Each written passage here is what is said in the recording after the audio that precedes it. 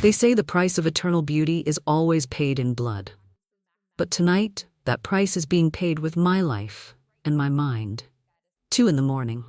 A summer storm lashes the old oak branches against the reinforced glass dome of the private botanical garden at the Vance estate. I am on my knees on the damp floor, clutching my chest where a massive kick from the towering black-suited bodyguard just landed. Around me lies utter devastation. The expensive borosilicate glass containers holding plant stem cell samples I had nurtured for 3 years are shattered beneath their polished leather shoes. The dark crimson liquid leaking from the rare blood orchid stalks spreads across the white tiles like the aftermath of a massacre. The earthy scent of wet soil mixes with the sharp sting of chemical solvents, filling my lungs and forcing me into violent coughing. I try to stand, but the second guard grabs my tangled hair and jerks my head back. My scalp burns. I bite down hard enough to taste blood, refusing to scream in front of them. They aren't street thugs. They are my family. Right in front of me stands Vivian, my so-called stepmother. Arms folded, her surgically tightened face twisted by a vile smile of satisfaction. The mink coat draped loosely over her shoulders cannot hide the truth. She's a bloodthirsty gold digger. Beside her stands Isabella, my half-sister. She's wearing a thin satin nightdress, clutching something in her arms, something I value more than my own life. A black suede notebook. Inside it lies the molecular formula of the blood orchid elixir, an anti-aging compound capable of reversing cellular aging in human skin.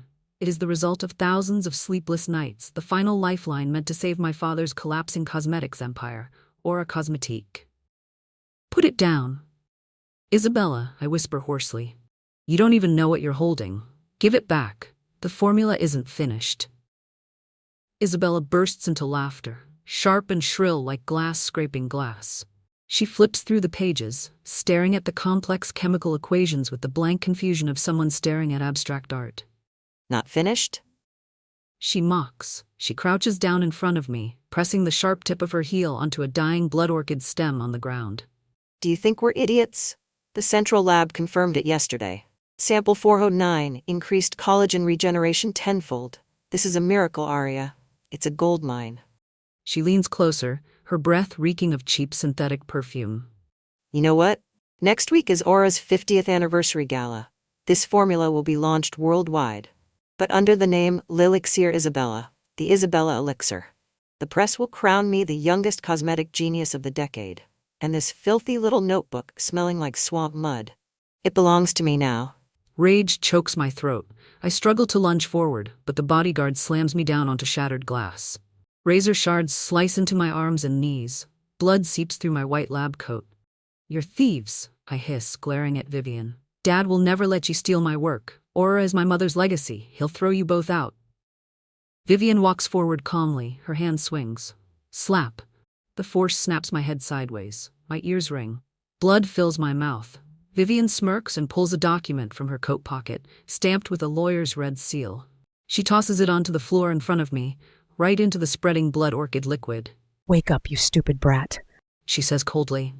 Your father had a stroke last night.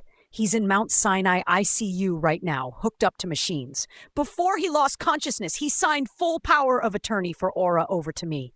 I am the chairman now, and you. On paper, you own nothing. Not even an employment contract. My heart stops. Dad? A stroke? Did they do something to him? I stare at the document soaked in red liquid. My father's signature trembles at the bottom. 10 years of my youth spent buried in laboratories, carrying the hope of saving the company. All stolen in one stormy night. And I don't want you anywhere near this house anymore, Arya. Vivian says, nodding to the guards. A muddy little lab rat like you would only ruin Isabella's product launch gala. Take her away. Take me where? Panic floods me. What are you doing? Let go. I'll call the police. I'll sue you. Vivian throws her head back, laughing. Police? With what money? What identity? I have medical records declaring you mentally unstable from work stress. The ambulance from a private psychiatric facility is waiting at the back gate. You'll stay there on sedatives until that brilliant brain of yours rots away. One guard pulls out a syringe filled with clear liquid. Before I can scream, the cold needle plunges into the vein in my neck. The sedative floods my bloodstream. Within seconds, my vision blurs, my muscles collapse. I fall onto the broken glass, numb to the pain. Through fading sight, I see Isabella hugging the notebook to her chest like the greatest treasure in the world. I see Vivian walking away across the glass shards like a queen who has just overthrown a king. They stole my research. They stole my mother's company. They plan to bury me alive in an asylum. But as my consciousness fades, the panic disappears. In its place comes a terrifying calm. Blood trickles from my lips as a faint smile forms in the darkness. Vivian, Isabella, you think you've won? You stole a chemical formula, but you forgot the most basic law of nature. The blood orchid is not a flower that grants beauty. It is a carnivorous plant that grows in toxic swamps. In that notebook, I wrote every detail about its miraculous collagen regeneration. But the most important part, the one element that determines life or death, I never wrote it down. I kept it only in the brain you're trying to sedate right now. The catalyst enzyme. Without the enzyme I engineered to neutralize its toxicity, Isabella's precious elixir will become a ticking chemical bomb. For the first 20 days, it will make skin glow flawlessly like a child's. Aura's stock will soar. High society will obsess over it. You will climb to the peak of fame, but on the 30th day, once the compound penetrates deep into the dermis, its molecular structure will change. The moment the wearer steps under strong ultraviolet light, like the blinding flashes of cameras on a red carpet, a photochemical reaction will ignite. It will stop being skincare. It will turn into a corrosive acid. The epidermis will melt. Second-degree burns. Grotesque necrosis tearing apart the entire face. You want to throw me away and own the stage at the 50th anniversary gala?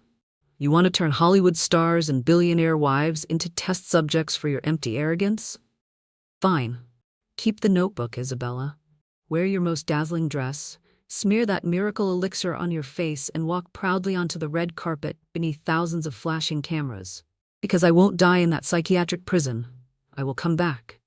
And when I do, I want to watch your beautiful fake faces melt under the glare of your own spotlight. Darkness swallows me completely. The chemical bomb has begun its countdown. Blackwood Psychiatric Care Facility sat hidden deep inside a remote pine forest, 3 hours from New York. There were no knife-wielding lunatics screaming like in the movies. It was far more terrifying than that. It was quiet. The place smelled of cheap disinfectant, hopelessness, and the chalky scent of white sedative pills forced down patients' throats every morning. 14 days. That was how long Vivian and Isabella had thrown me into this padded hell. They bribed the director, forged a flawless medical record claiming I suffered from paranoid delusions and self-harm tendencies. Every day, cold-faced nurses brought handfuls of high-dose sedatives, the kind that could turn a brilliant mind into a swamp of numb confusion. But they forgot something. I am a chemist. I know the exact composition of every pill they give me. I learned to hide them under my tongue, pretend to swallow with water, then spit them into the toilet when the nurses turned their backs. I forced myself to chew bitter bay leaves stolen from the exercise yard just to keep my nervous system alert. My body grew thin inside the oversized gray patient uniform. But my mind never stopped working. Every day I counted the time passing, imagining Isabella's miracle elixir slowly soaking into the skin of the upper class. I waited patiently for an opening to escape. I just never expected that opening to arrive by pure coincidence, almost as if fate had intervened. It happened on a rainy Friday afternoon. The facility's usual routine suddenly fell apart. The obese director, normally arrogant, was sweating nervously as he rushed through the hallways. Noisy patients were forced back into their rooms. I was sitting quietly in a corner of the facility's shabby glass garden, pretending to loosen soil around dying hydrangeas with a small trowel to avoid attention. From the distance, a group of people entered. Leading them was not the director, but a stranger. The moment I saw him, I knew he belonged to a different world. He wore a custom-tailored black overcoat, tall, solid. His presence radiated cold authority that completely crushed the suffocating atmosphere of this place. I overheard nurses whispering. His name was Victor Vanguard, a young billionaire, founder of the largest pharmaceutical biotech company on the East Coast. His corporation had just purchased the parent company that owned Blackwood. He had come to conduct a surprise audit before shutting down corrupt psychiatric facilities. Victor walked slowly through the greenhouse, his expression showing clear disgust at the decay around him. He waved the director's people away, then sat on a stone bench near me and pulled a thick file from his briefcase. His face tightened with frustration. I heard him mutter a curse. Idiots. Victor growled under the rain, tapping the glass roof. Billions poured into regenerative tissue research, and their peptide structure collapses after 48 hours. Do these so-called doctors even have brains? He angrily tossed the documents onto the bench. A sheet of paper slipped free and drifted down, landing beside my dirty sneakers. I paused my gardening. The white paper was filled with benzene rings and complex chemical bonds. Instinct, pure research instinct, flared inside me. It had been 2 weeks since I'd seen anything like this. I bent down slowly and picked up the sheet. A normal, psychiatric patient would have handed it back silently or torn it up in madness. But when my eyes scanned the biochemical chain printed there, my brows instinctively tightened. The molecular structure was completely wrong. A mistake so stupid it was embarrassing for a billion-dollar biotech company. Victor turned toward me, reaching to take the paper from a mad woman.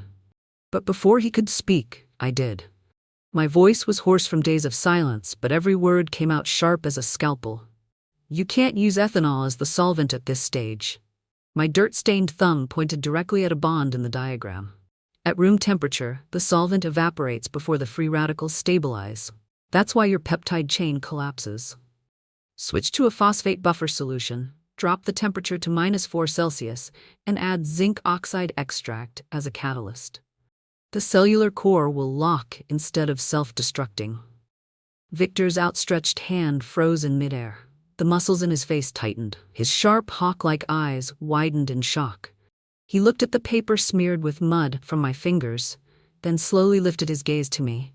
In front of him sat a thin girl in a wrinkled hospital uniform, hair messy, hands dirty with soil, inside a psychiatric prison. And she had solved, in less than 10 seconds, a biochemical failure his team of elite PhDs had struggled with for 6 months. Silence filled the greenhouse. Only the sound of rain hammering the glass remained. Victor stood slowly. He didn't take the paper. Instead, he stepped closer, scanning me like an X-ray machine, studying every detail, every breath, every calm and unwavering spark in my eyes, he said quietly. You're not insane. A mind that can read cellular structures at a glance doesn't belong to a schizophrenic patient. Who are you? A person locked in the wrong place, I replied calmly, tossing the paper back onto the bench. But if you fix that formula, Vanguard Biotech's stock will rise at least 8% tomorrow. You owe me a favor, Mr. Vanguard. Victor's lips curved slightly. Not pity. Excitement. The excitement of a hunter discovering a diamond buried in trash. He immediately turned and strode toward the greenhouse entrance. Bring me the file of patient 214, now. The director scrambled, sweating. Sir, that's Aria Vance, eldest daughter of Aura Cosmetique. Her stepmother Vivian admitted her here personally for severe paranoia. She's dangerous. Aura Cosmetiques? Victor frowned. His sharp business instincts connected the dots instantly. Financial News had been celebrating Isabella's miracle elixir all week, praising the younger daughter as a cosmetic prodigy. Meanwhile, the actual biochemical genius had been locked in a psychiatric ward by her stepmother.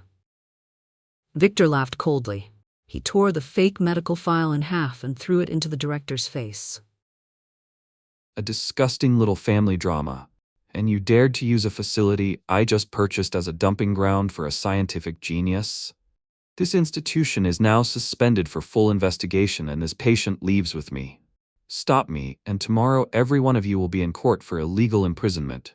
30 minutes later, I sat in the leather seat of a black private helicopter. The rotors shredded the rainstorm as we rose into the sky, leaving Blackwood far below. Victor Vanguard sat across from me. He handed me warm water and a clean towel. They stole your research, didn't they? He said bluntly. The anti-aging cream driving high society crazy right now is yours. I held the cup with both hands, feeling the warmth spread through my fingers. Between us there was no pity, only mutual recognition. Yes, they stole my notebook. I leaned slightly forward. Isabella and Vivian are drowning in applause, but they're too stupid to understand molecular biology.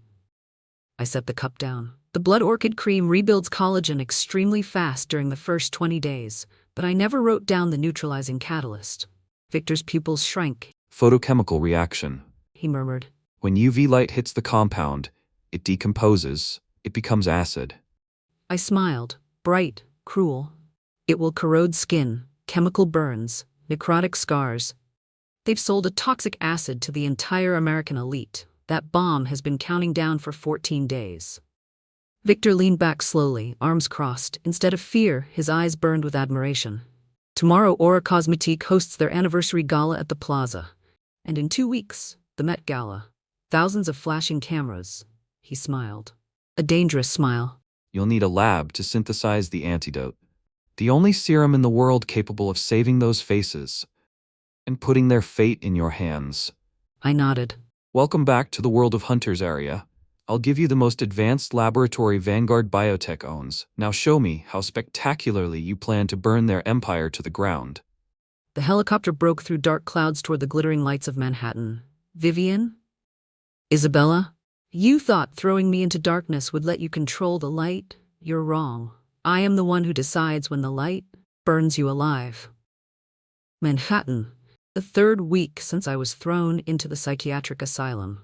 Beyond the bulletproof glass walls of Vanguard Biotech Tower, the entire city of New York had gone insane over the Isabella Elixir. I stood inside the Level 4 biological laboratory, the most advanced, most expensive facility Victor had given me full authority to use. On the massive OLED screen mounted on the wall, financial news replayed the same footage over and over. Isabella stood in a blazing red evening gown, surrounded by dozens of cameras, smiling smugly. Her skin looked flawless, tight, luminous, impossibly smooth. Beside her, Vivian glittered in diamonds, proudly announcing that Aura Cosmetique's quarterly revenue had shattered every record in the company's history. Hundreds of velvet PR boxes, gold-trimmed and containing jars of blood orchid cream, had been delivered personally by Vivian to the most powerful women in the world. A-list actresses preparing for the Met Gala, wives of senators, female tycoons of Wall Street. Every night they smeared the cream onto their faces, intoxicated by its miraculous rejuvenation, believing they had discovered the fountain of youth. They had no idea the miracle was counting down. Today was day 24. The untreated blood orchid compound had already penetrated through the epidermis and anchored itself deep within the dermis of their skin. Only 6 days remained until the Met Gala. When thousands of high-intensity camera flashes ignited on the red carpet, the photochemical reaction would erupt. The faces of Isabella, Vivian, and every arrogant woman using that cream would be eaten alive by acid. It would be the most perfect revenge imaginable. A global catastrophe that would reduce my stepmother's empire to ashes, but for that sentence to become absolute. For me to step calmly out of the ashes and crush their pride beneath my heel, I had to become the only person on Earth who possessed the antidote. And that was when the real hell began. For 14 days, I had barely left the sterile laboratory. Cold fluorescent lights bleached my gaunt face. My eyes were bloodshot, ringed with dark shadows, no makeup, no elegance, just me. Hundreds of test tubes, screaming centrifuges, and a race against time. Creating poison is easy. Creating an antidote at the molecular level is a puzzle that challenges even God. Sample 108 failed. My voice was hoarse as I slammed the stainless steel tweezers onto the stone counter. Inside the containment chamber, the artificial pig skin, coated with Isabella's elixir, began to smoke under UV light. The peptide antidote I had just synthesized not only failed to stop the acid reaction, it accelerated cellular necrosis. The synthetic skin shriveled into a blackened mass, blistering like mold-infested rot. Damn it! I swept the tray of test tubes from the table. Glass shattered across the silent laboratory floor. Thousands of dollars worth of compounds spilled everywhere. I slid down against the lab bench, clutching my head. Even the confidence of a genius can erode under endless failure. Those black necrotic wounds haunted my mind. I hated Vivian and Isabella. But if I failed to create the antidote, hundreds of innocent women would carry those monstrous scars for the rest of their lives. Their blood would stain my hands. My father once said the blood orchid was a devil's flower. It does not submit to synthetic enzymes. I tried marrow extraction, nanolipid carriers, every advanced biochemical reaction Victor's lab could offer. all useless. The toxin's molecular structure self-locks once exposed to UV light. Any injected compound triggers a chain reaction at the cellular level. 6 days, only 6 days left. Time ticked relentlessly. Despair suffocated my chest. My hands trembled. Tears spilled down my face. Maybe Vivian had been right. Maybe I was just an arrogant, delusional child. I had created a monster even I couldn't kill. I buried my head in my knees. I wanted to give up. Let Aura collapse. Let the faces burn. I just wanted to disappear. Then the laboratory door opened. Victor stepped in silently. He wasn't wearing a tie or the cold mask of a billionaire, just a black shirt with rolled sleeves. In his hands were 2 cups of hot coffee and a plate of toast. He didn't comment on the shattered glass across the floor. He simply stepped over it calmly and placed the coffee beside me. Then he crouched down in front of me. His large hand gently wiped the tear from my cheek. A queen never surrenders to her own crown, Arya. Victor said quietly. There was no pity in his voice, only unwavering strength. I can't do it, I whispered, pointing at the necrotic skin sample. It's locked. Any compound triggers decomposition. Synthetic enzymes don't work. I created something without a cure. The Met Gala is coming. I'm going to kill them all. Look at me. Victor gripped my shoulders firmly. His ash-gray eyes were calm, deep, like an entire universe hidden behind them. You are the greatest botanical scientist this world has produced. You never created medicine from lifeless industrial chemicals. Life must be defeated where it was born. He released me and pointed toward the ecological greenhouse chamber in the corner of the lab. Inside it, original blood orchid specimens he'd acquired through underground channels bloomed beneath artificial sunlight. His voice lowered. You're searching for the antidote in a chemistry lab, when the answer has always been at its source. The toxin locks under UV light. But in nature, this flower grows in tropical swamps, exposed to sunlight all day, yet it never burns itself. Why? What protects it from photochemical reactions? His words struck me like lightning. The fog of exhaustion shattered. Of course. Why had I been so stupid? Nature is perfect. Every poisonous organism carries its own antidote mechanism. I leapt to my feet. My numb legs didn't matter. I ran to the ecological chamber. Blood orchid. The toxin lies in the pistil and sap, the part used in Isabella's elixir. But what about the roots, buried deep in swamp mud, never exposed to sunlight? They must act as a biological filter, neutralizing the plant's own toxic reactions. The roots, the inner root sap. My voice trembled with sudden excitement. They contain a natural UV inhibitor protein. If extracted using cryogenic solvent at -80 degrees Celsius, the molecular structure won't degrade.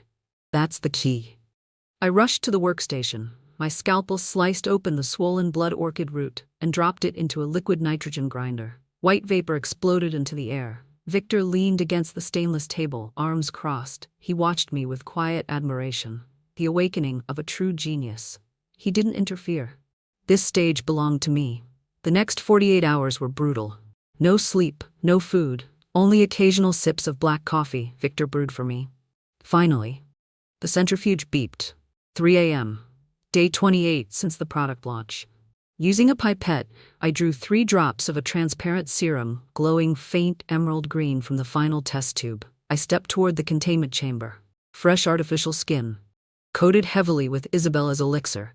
My hand trembled. Victor stood behind me now. His steady presence anchored me. I dropped the emerald serum onto the skin. 10 seconds passed. Turn on the UV lamp, I said quietly. Victor flipped the switch. Blinding ultraviolet beams, simulating thousands of camera flashes, flooded the chamber. 1 second, 2 seconds, 10 seconds. Nothing. No sizzling acid, no smoke, no necrosis. The artificial skin remained perfectly intact. The antidote molecules had penetrated the dermis and formed an invisible shield, permanently locking the blood orchid's destructive reaction. I had done it. The only serum on Earth capable of neutralizing the blood orchid curse sat inside a 50-milliliter vial in my hand. Silence filled the laboratory. I removed my gloves. My legs collapsed. But before I hit the floor, Victor caught me. His arms pulled me against his chest. I buried my face against his shoulder, breathing out the weight of the past weeks. You did it, he whispered proudly. Welcome back, Queen. He kissed my chemical-scented hair. I opened my eyes. On the screen, Vivian and Isabella still smiled arrogantly in the news broadcast. Today was day 28. Only 48 hours remained until the Met Gala red carpet. Enjoy your final days of hollow glory, dear stepmother. You thought locking me in an asylum meant stealing my crown. Go ahead, apply that miracle cream. Stand beneath the blinding flashes of the world's cameras. Because this antidote, I won't sell it for money. I'll sell it for the complete destruction of the empire you stole. The countdown clock has entered its final hours. New York, the first Monday night of May. Met Gala night, the most prestigious, extravagant fashion spectacle on Earth. Tens of thousands of high-powered floodlights blazed across Fifth Avenue, turning the steps of the Metropolitan Museum of Art into a cathedral of vanity. Thousands of reporters and photographers from the world's biggest media outlets were crushed together behind velvet barriers. Screams calling celebrities' names, the relentless popping of camera shutters, and the blinding storm of flashes created a white-hot chaos, like a thunderstorm that never ended. I was not standing on the red carpet. I was sitting silently in the back seat of a black armored Maybach parked a block away.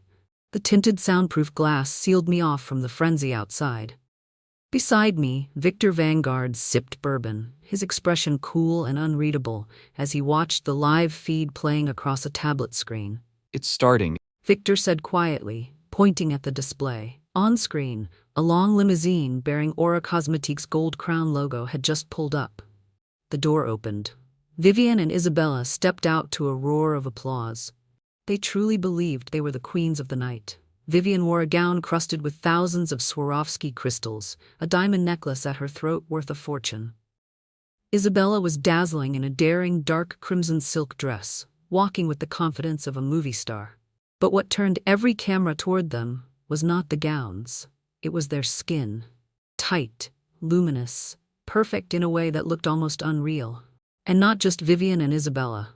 The press had already noticed that a long list of A-list actresses and billionaire wives who had walked the carpet earlier seemed to share the same strange, radiant skin. That was the result of 30 days of L'Elixir Isabella, the blood orchid miracle cream.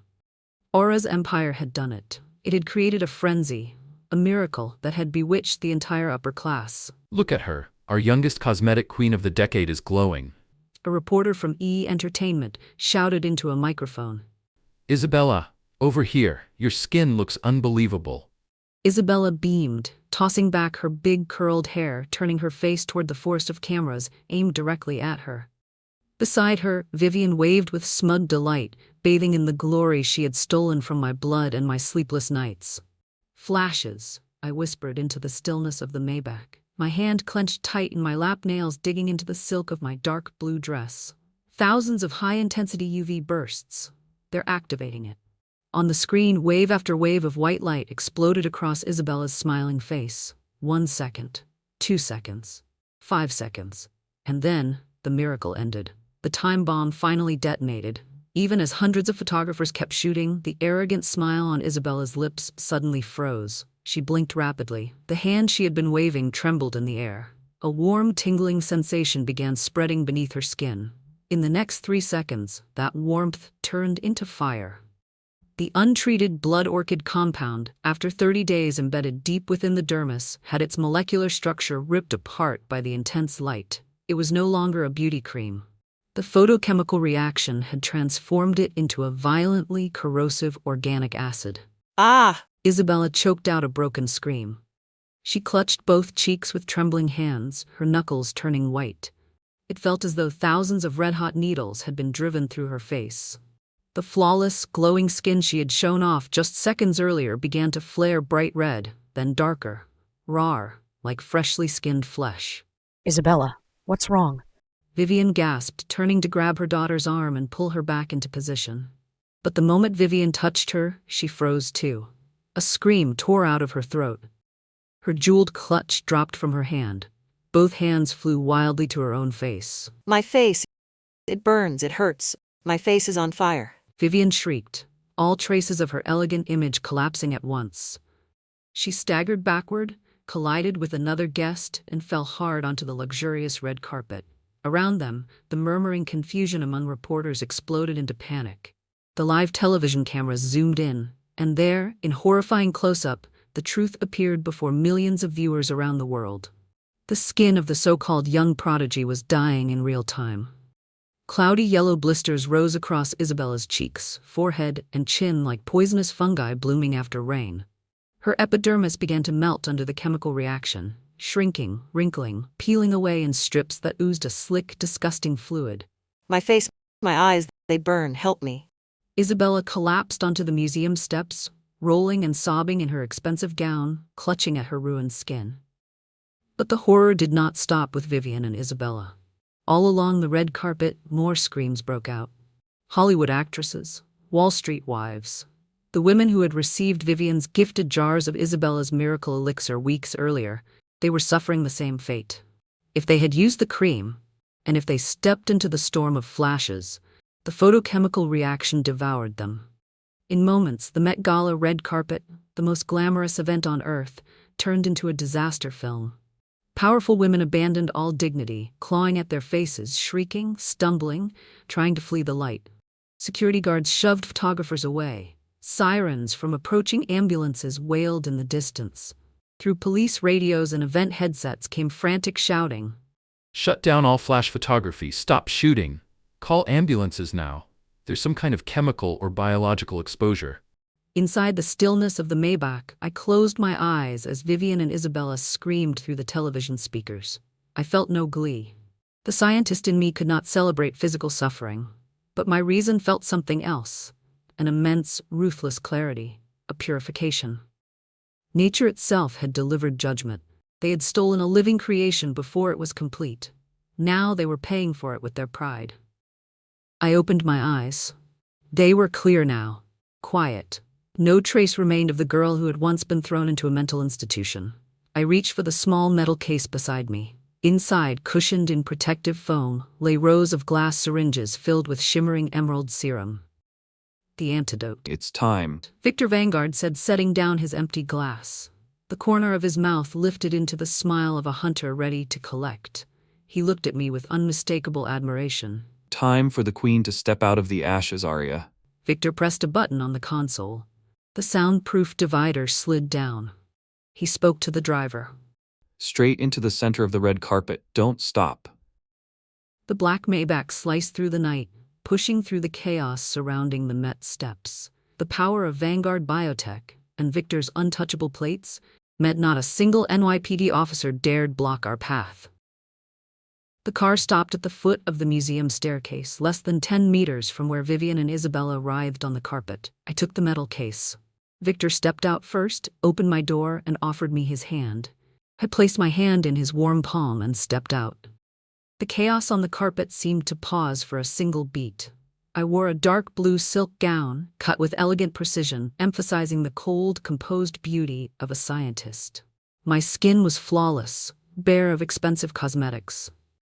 I walked beside Victor Vanguard, the most powerful and mysterious billionaire in New York. The contrast between our composed authority and the torn panic all around us was overwhelming. The remaining cameras, though ordered to stop using flash, still turned toward us, capturing every step of the rulers entering the ruin. I stopped in front of Vivian, the woman who had slapped me to the ground, signed the papers to lock me in an asylum, and stolen my company. Was now kneeling on the carpet. She had clawed her own face bloody. Her skin was swollen, blistered, and raw with chemical burns. Beside her, Isabella lay sobbing, her makeup mixed with blood and yellow fluid, her face completely disfigured. Help me. Call an ambulance. Vivian moaned, looking up wildly at the expensive shoes approaching her. Then she froze. Her swollen eyes widened to their limit as she recognized the face above her. Arya. She whispered, voice broken with disbelief. How are you here? You were supposed to be in the institution. In the asylum, stepmother? I said. My voice rang clear, cold, and sharp across the red carpet, cutting through the panic like a blade. You thought a forged psychiatric file could imprison the woman who created the elixir you're wearing on your face? You poisoned the cream, you snake. Police, arrest her. I laughed softly, with pity. Then I crouched before them and set the metal case down on the carpet. I didn't poison anything, Isabella. The blood orchid is a carnivorous flower that grows in swamps. The notebook you stole was only the surface of it. You mass-produced it mechanically without understanding that without the neutralizing catalyst, the antidote, which exists only in my memory, those UV flashes would turn it into acid. I tilted my head and looked straight into Vivian's horrified eyes, speaking slowly so every surrounding microphone could record each word. You stole my formula. You pushed me into darkness so you could steal the light, but you forgot to steal my brain. Tell me, Vivian, what does it feel like to have your own greed eating your flesh? You bitch, I'll sue you. You did this on purpose. You tried to kill us. Did I? I unlatched the metal case. Streetlight glinted across the emerald-filled syringes inside. The product is registered as Elixir Isabella. The manufacturing contract bears your signature. You are the one who distributed it for free to the entire elite of America. By tomorrow morning, hundreds of class action lawsuits worth tens of billions of dollars, from the most powerful women in the world lying all around you, will crash down on your head. Aura Cosmetiques will go bankrupt, and you will rot in prison for mass bodily harm. Vivian hissed through unbearable pain. My words landed like a death sentence. The last remnants of Vivian's reason collapsed. She stared at the syringes the way a dying woman stares at water. Survival crushed pride at last. That's the antidote, isn't it? Vivian whispered, reaching out with a shaking hand. Give me one, please, Arya. Save my face and Isabella's. If not, we'll become monsters. I slammed the case shut right in front of her fingers. The sharp click echoed coldly. Then I stood up and looked down at her with the absolute authority of a monarch. This antidote has been biologically patented under Vanguard Biotech and Arya Vance. It isn't free, Vivian. I turned to Victor. He nodded and handed me a leather-bound file. I threw the contract onto the carpet before her trembling hands. Tomorrow, 9 a.m., in the boardroom, I declared. 1 drop of antidote in exchange for 1% of Aura Cosmetiques. Sign over 100% of operational control to me, the true owner. You're insane! It's my company! Vivian screamed. I didn't bother answering. I turned away, took Victor Vanguard's arm, and moved toward the Maybach. Before the door closed, I left her with one final sentence, aimed straight into the vanity of Met Gala night. You can refuse, Vivian. Keep your bankrupt company.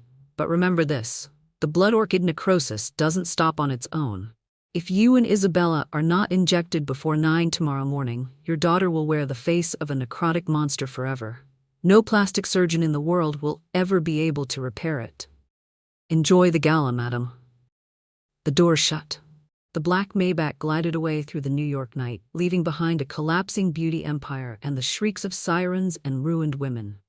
The crown had changed hands, and the true queen never needs to stand beneath the flashes to prove she holds power. 8:55 a.m. Tuesday. The New York sky was a sheet of dull gray, releasing a thin, drizzling rain as if it were trying to wash away the wreckage of one of the most deranged nights in the history of high society. Every newspaper, from the front page of the New York Times to the financial channels on Bloomberg, was erupting with a single story: the Met Gala red carpet massacre. Miracle Elixir turns to acid. Aura Cosmetiques faces hundreds of class action lawsuits. The stock market had barely opened before Aura's shares went into free fall, vaporizing 90% of their value in the first 15 minutes of trading.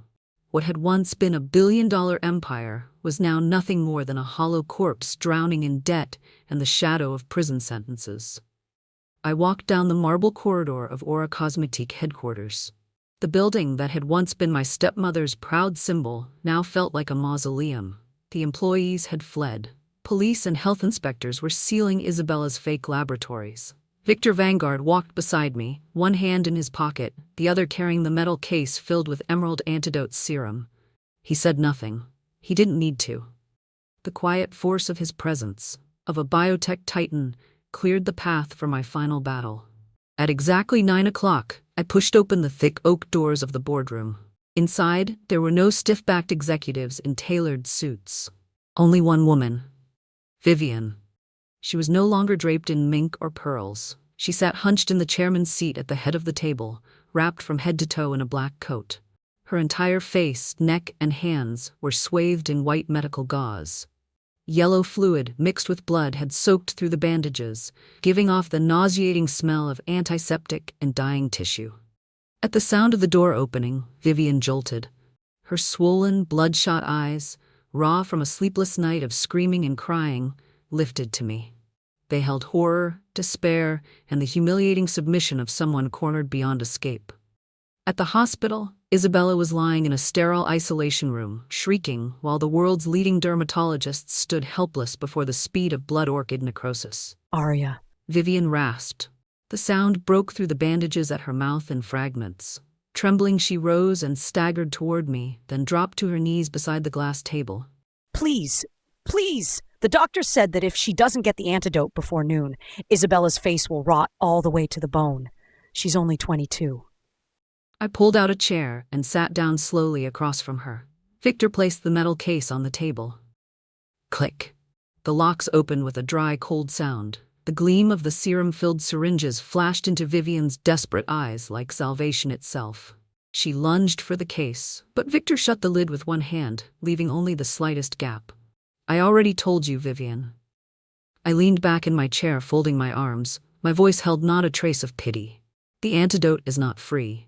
Last night, I named the price. From inside my jacket, I pulled the stock transfer agreement drafted personally by Vanguard Biotech's legal team. I slid it across the glass until it stopped in front of Vivian, along with a Mont Blanc fountain pen. Sign. I said each word sharp and precise. 100% of your shares and Isabella's shares in Aura Cosmetique. Full transfer of executive control brand rights and all production facilities to me. 1 drop of antidote for 1%. Hesitate for 1 more minute, and your daughter's cheekbones will begin to show through the skin. Vivian's bandaged hand shook as she picked up the contract. Her eyes blazed with humiliated fury. You're cruel, Arya. You're stealing everything from me. If I sign this, Isabella and I will be penniless. The class action suits will crush me. I'll go to prison. That isn't theft, stepmother. I leaned forward slightly, my gaze cutting through her false posture of victimhood. It's reclamation. You forged papers to lock me in a psychiatric institution. You stole my notebook. You let your daughter call herself a genius. The consequences of that greed and stupidity belong to you. I pointed at the pen. Sign, or take that rotting face and leave my company. There was no way out. The physical agony and the prospect of Isabella's face being destroyed forever snapped the last thread of Vivian's resistance. She broke into ugly, choking sobs.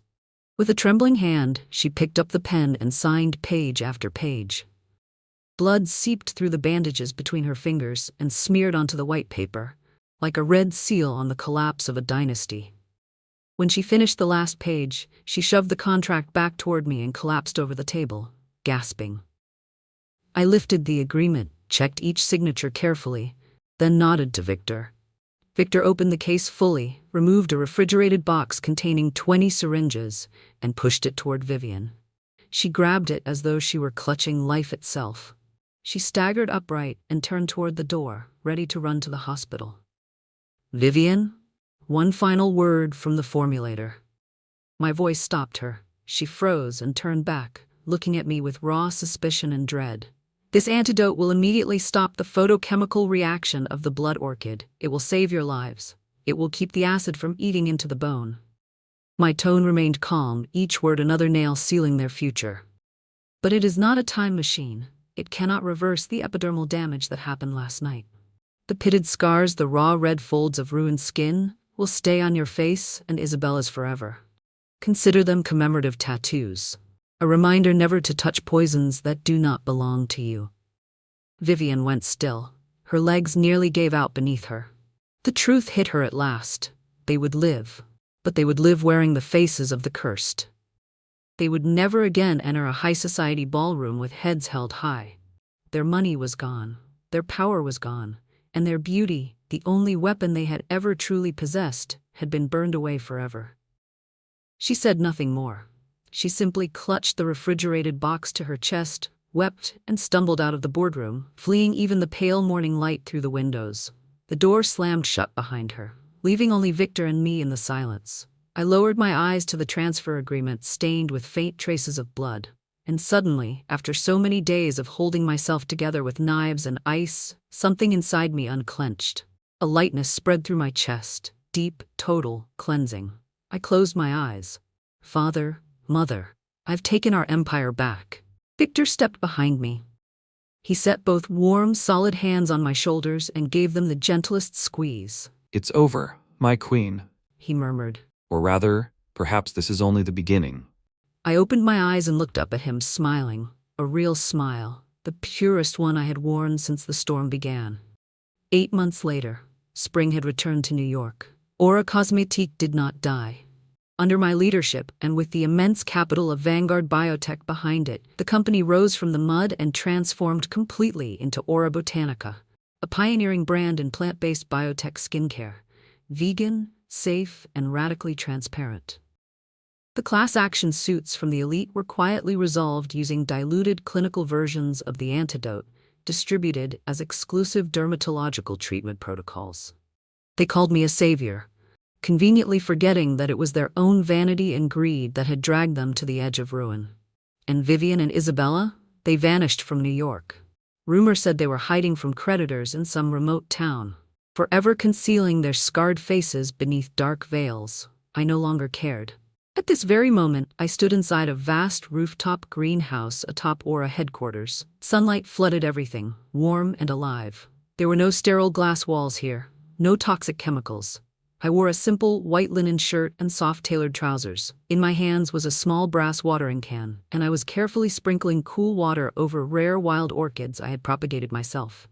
My face was bare, no foundation, no powder, no expensive lipstick, only skin, natural and unhidden, breathing in the air. Footsteps sounded over the gravel path. Victor Vanguard entered.